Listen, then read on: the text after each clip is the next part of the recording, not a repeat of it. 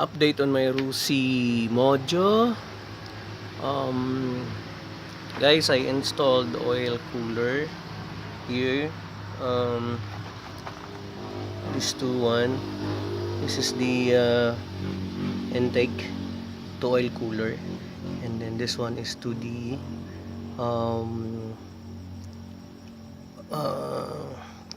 crankshaft. Provision of oil on crankshaft. So yan, nag-drill ako. Pero dapat professional ang gagawa nito. Pag hindi kayo, baka sumablay. Kung kulang yung knowledge nyo, baka sumablay kayo, masira yung makina. Temporarily, I install this one. This is a light duty tube or hose papunta ng oil cooler.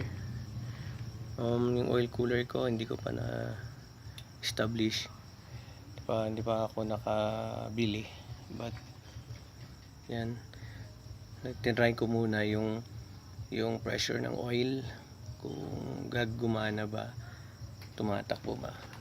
Ito, this is a transparent light duty hose.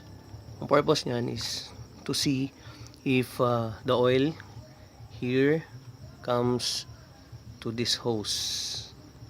Makikita niyo yan, and then makikita niyo yung pressure ng oil na tumatakbo dyan. So yun guys, ang additional vlog ko will be my oil cooler. Actually may oil cooler na to dito, but it's not heavy duty. Hindi ko maipakita nasa loob, at ipakita ko yan once na nakuha ko na yung standard oil cooler. Okay guys, thank you for watching.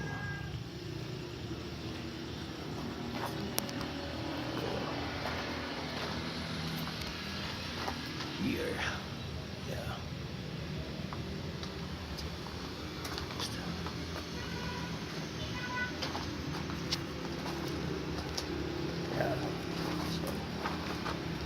Ito pala guys yung galing dun sa intake.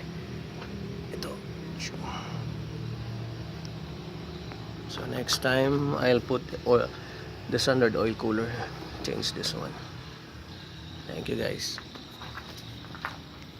That's my Mojo 200R oil cooled. Soon.